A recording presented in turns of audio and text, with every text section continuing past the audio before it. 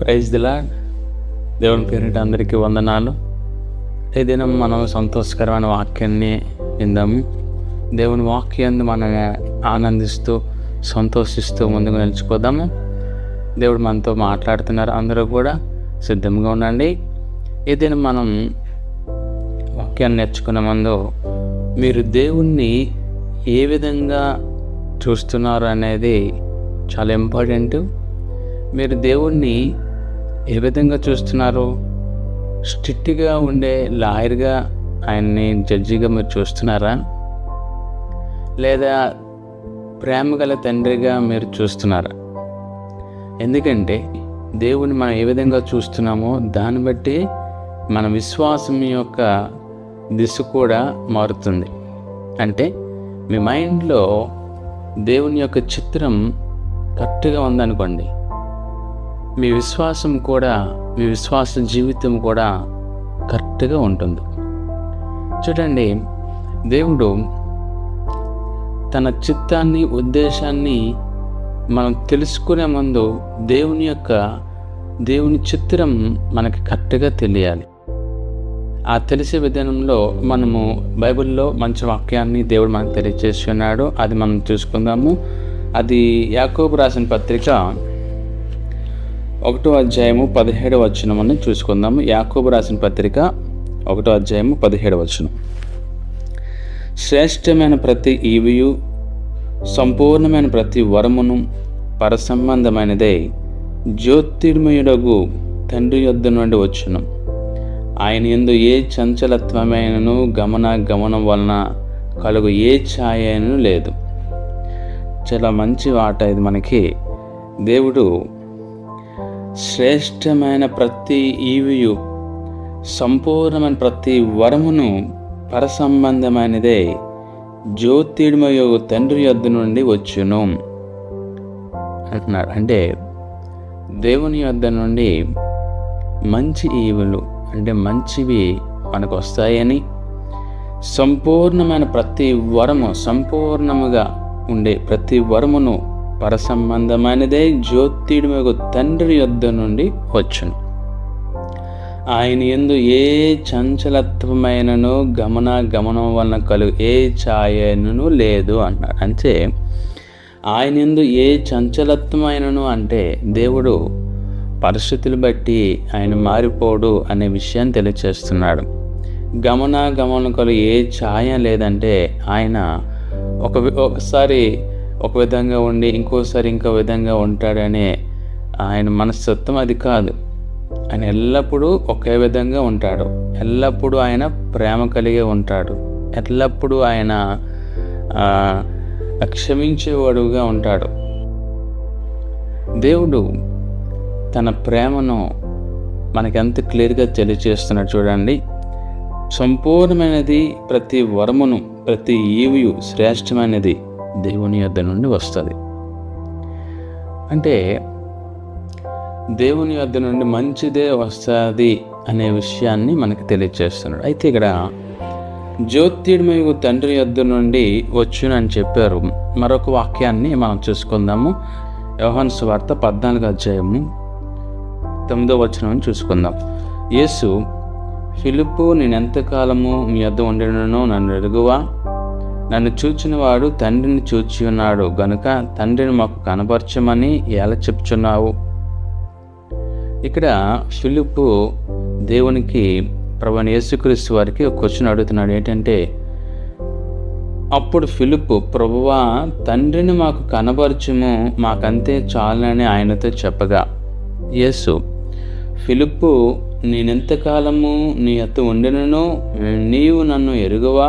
నన్ను చూచినవాడు తండ్రిని చూచి ఉన్నాడు. చూడండి, నన్ను చూచినవాడు తండ్రిని చూచి ఉన్నాడు గనుక తండ్రిని మాకు కనబరచమని ఎలా చెప్తున్నావు? తండ్రి యందు నేనును నా యందు తండ్రియు ఉన్నామని నీవు నమ్ముటలేదా అని అంటున్నారు. ఇక్కడ అంటే యేసు ప్రభువుని చూస్తే మనం తండ్రిని చూచినట్లే అని ఆయన క్లియర్గా చెప్పి ఉన్నారు.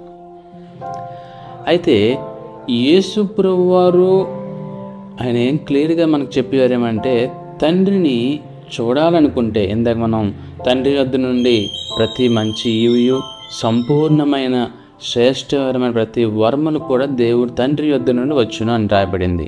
తండ్రి ఎలాగ ఉంటాడు అనే మాటకి మనం వచ్చినప్పుడు యోహాను సువార్తలో ఆయన మనకి యోహాను సువార్త 14వ అధ్యాయంలో యోహాను గారు మనకు క్లియర్గా తెలియజేశారు ఏంటంటే,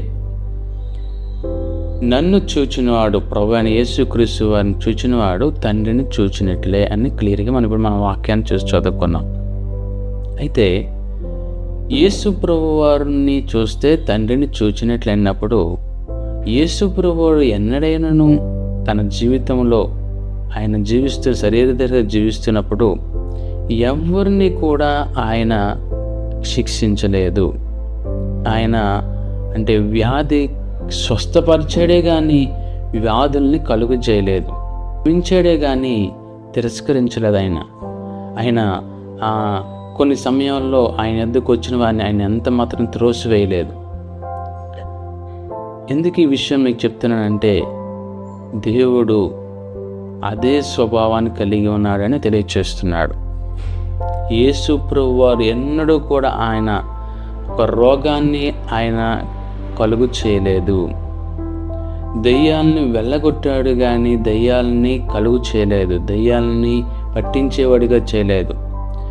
రోగములను స్వస్థపరిచాడు, రోగగ్రస్తులని మరణమైన వారిని ఆయన లేపాడు, ఆయన ఆహారం లేని వారికి ఆహారాన్ని కలుగు చేశాడు, ప్రతి అవసరతలు ప్రతి ఒక్కరికి తీర్చాడు. అంటే దేవుడు నిండి వచ్చే ప్రతిదీ మంచి ఇవును అని అంటే యేసు ప్రభువుని మనం చూస్తే దేవుణ్ణి తండ్రిని చూచినట్లే అని క్లియర్గా విషయాన్ని తెలియచేస్తున్నాడు.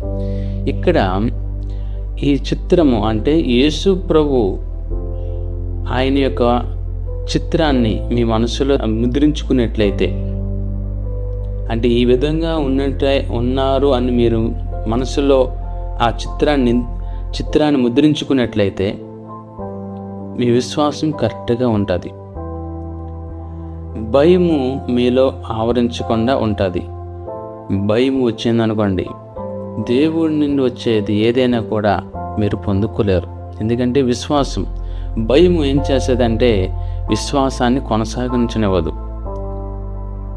భయం ఏం చేసేదంటే మనల్ని దేవుని యొద్ద నుండి వచ్చే ప్రతిదీ కూడా ఆపివేస్తుంది. ఎందుకంటే దేవుడు శిక్షించేవాడు, ఆయన కొట్టేవాడు అని మీరు ఉన్నట్లయితే మీరెన్నడూ కూడా స్వస్థతను పొందుకోలేరు. దేవుడు ప్రేమించేవాడని, క్షమించేవాడని, స్వస్థపరిచేవాడని మీరు ఆయన అంగీకరించినప్పుడు, చూసినప్పుడు ఏమవుతుందంటే మీరు త్వరగా స్వస్థతలు పొందుకోగలుగుతారు. కాబట్టి ఈ దినం మనం యోహాను సువార్తలోని యాకోబు పత్రికలో చెప్పినట్టుగా తండ్రి అని దేవుడు మన ప్రభువైన యేసుక్రీస్తు వారు ఏ విధంగా ఉన్నారనే విషయాన్ని మనకు తెలియజేస్తున్నారు. కాబట్టి ప్రార్థన చేసుకుందాం. తండ్రి, నీకే స్తోత్రాలు చెల్లిస్తున్నాను, నీకే మహిమ చెల్లిస్తున్నాను, నీకే ఘనత చెల్లిస్తున్నాను. తండ్రి, ఈ దినం మాతో మాట్లాడి ఉన్నావు, నీ బిడ్డలతో మాట్లాడి ఉన్నావు. ప్రభువా దేవా, నీ యొద్ద నుండి ప్రతి మంచి ఏవియు శ్రేష్టమైనది సంపూర్ణ ప్రతి వరములో నీ యొద్ద నుండి వచ్చినని చెప్పావు తండ్రి. ఏ చంచలత్వమైనను గమనాగమనములో నీ యొద్ద నుండి లేవని చెప్పి ఉన్నావు. ప్రభువా, మమ్మల్ని ఎల్లప్పుడూ ఒకే రీతిగా మమ్మల్ని ప్రేమిస్తున్నావు, నీకు వందనాలు చెల్లిస్తున్నాను. నీ బిడ్డలు ఎంతమంది ప్రార్థనలోని వాక్యములోని విన్నారో వాళ్ళందరినీ తండ్రి నువ్వు మాట్లాడినందుకు నీ స్తోత్రాలు.